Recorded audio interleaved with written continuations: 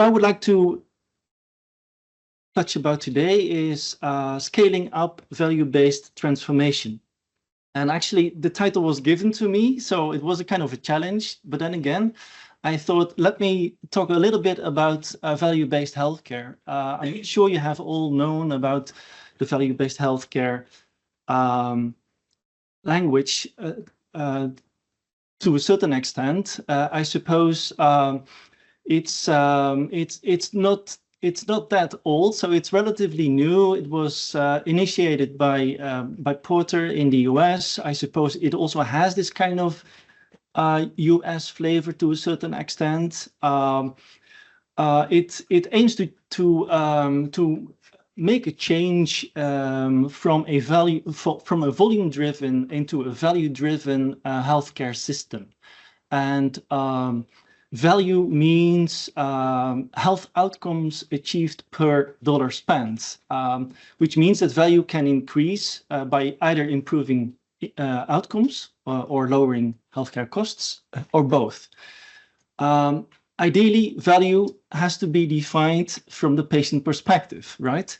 Then again, I suppose these days we also tend to define value likewise as we do with the quadruple aim. So it's not only the patient, but it's also the healthcare provider, it's also the healthcare organization, and it also takes into account to a certain extent, at least, the societal perspective. Value-based healthcare, as far as I have seen it being implemented, can be considered as a overarching strategy, and it makes use of these 6 building blocks or cornerstones of value-based healthcare. So it's about organizing what is referred to as integrated practice units, so to say teams of different healthcare professionals working together around the needs of a patient. So not around a disease, but around the needs of a patient. Second is, and that has been referred to today already by a lot of people, it's the importance of measuring outcomes and costs for every patient, so on the individual level. Third is to move to bundled payments for care cycles, so having the right financial incentives in the system. Fourth is to integrate care delivery across separate facilities, so not only the team, but also between healthcare organizations or between healthcare services. And 5, if you want to scale it up, also expand excellent services across geography. So it's obviously people live in a certain geography, so you would like to have all of these services interconnect with each other. And then 6 is to build an enabling information technology platform. So all of these 6 are interdependent. No one building block stands out. All of these 6 building blocks eventually have to be implemented in some way or the other. So coming from academia, so I've been working as a professor at universities in the Netherlands, Singapore, Belgium. I thought, so let's look at what is the actual state of play when it comes to implementing value-based healthcare, I suppose on a medium level, so on the level of hospitals. So this is a scoping review, which has been published in 2021, I believe, not too long ago. And they've been looking at how does value-based healthcare actually get conceptualized in daily care? We talk about this strategy, but how does it look like in day-to-day practice? So what components have been implemented, and how is it implemented, and what do we know about the effects of value-based healthcare at a hospital level? So this is really at hospital level. So they've been looking at 62 articles. And they found that a majority of articles did not specify a conceptualization of value-based healthcare. Most hospitals implemented only 2 components of value-based healthcare. A few studies examined the effects, and implementation strategies were described rarely and were evaluated even less. They concluded that value-based healthcare today has at least at the hospital level, has a high level of interpretative variability, and hospitals have not yet implemented value-based healthcare as an integrative strategy. So what does this mean? Is value-based healthcare still work in progress? Or is value-based healthcare really complex for hospitals being part of a larger system? And should we also then look at how the system works on value-based healthcare? So that's what I did. Here, this is not a review, but this is a very robust study looking at New South Wales in Australia. So looking at a healthcare system, part of Australia. And what they have been trying to do is, so first of all, they have been making use of this flagship program on value-based healthcare, which is referred to as Leading Better Value Care, which has been implemented in this region of 8 million people, 130,000 staff members, and over 220 facilities. They conceptualize value-based healthcare as considers what value means for patients, clinicians, and the health system, and aims to provide health services that deliver value across 4 domains, being improved health outcomes, improved experiences of care, improved experiences of providing care, and better effectiveness and efficiency of care.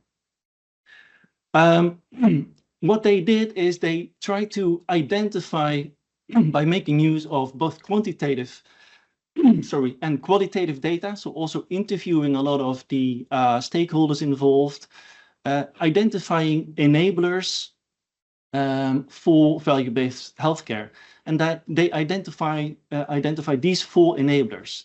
So what is very important from a health system level in order to implement value-based healthcare is that you have to build an authorizing environment, having the right governance structure, having the right values, etc. Providing relevant, meaningful, transparent, and timely data. Without data, it's very hard to know where you're going, very hard to monitor. It's also very hard to achieve your final goals. But also designating and distributing leadership and decision making. So it's not only top down, it's I suppose it's top down, bottom up, but it's clearly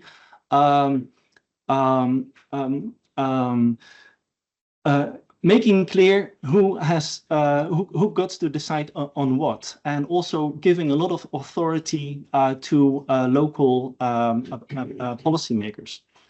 And fourth, fostering the emergency of a learning culture, and I think that is a very critical enabler. So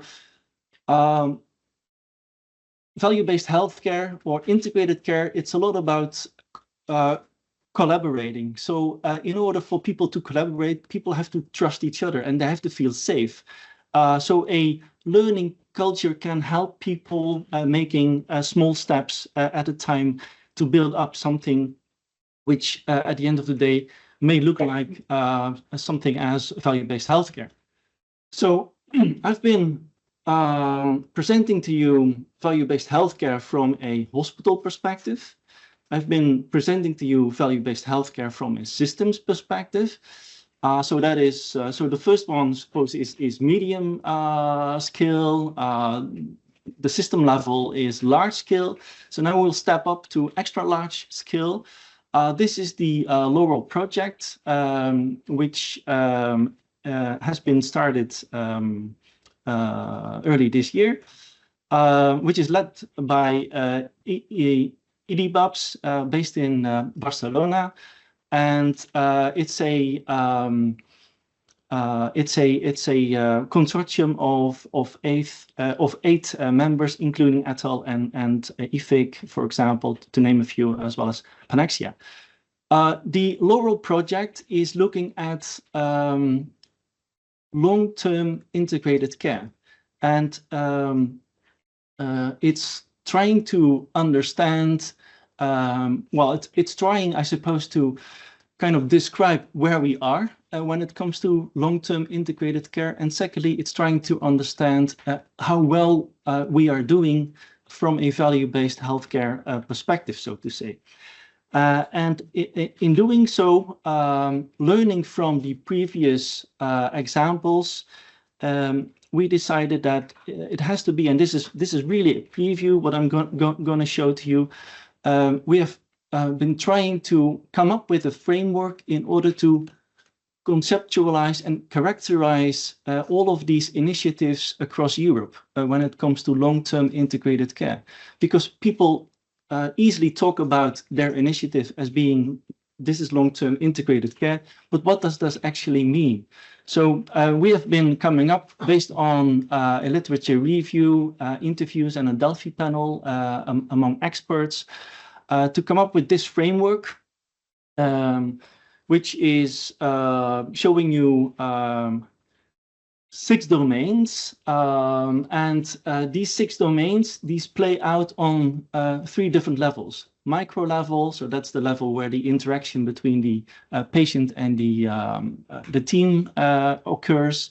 The level of health organizations at the meso level, and macro level, that is where people decide on regulation and financial schemes, etc. We believe that in order for us to better understand long-term integrated care, we have to characterize these initiatives on all these 3 levels, and by making use of these 6 domains. These 6 domains, as you can see, and I will just mention them very quickly. They entail, obviously, the target population, so people in need for care, unpaid care workforce, and communities. The paid care workforce, the organizations of care, ICT and ICT systems, finance, and governance.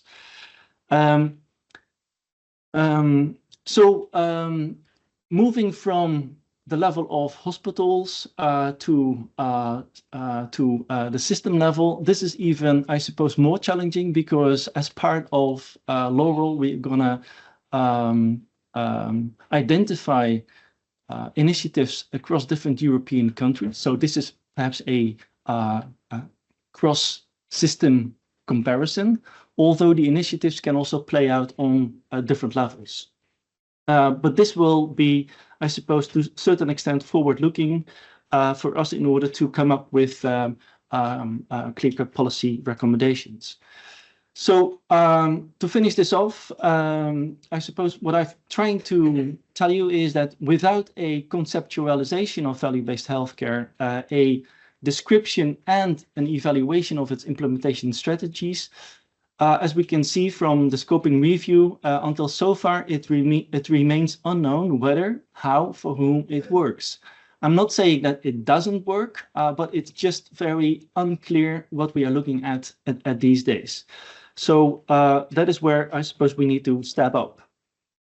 That is from a hospital perspective. If you would be looking at from a system perspective, we are at this point able to identify 4 enablers, which is very helpful. And it may be even more easy to look at it from a system level at this point in time than from a hospital level, because the hospital interacts within the system.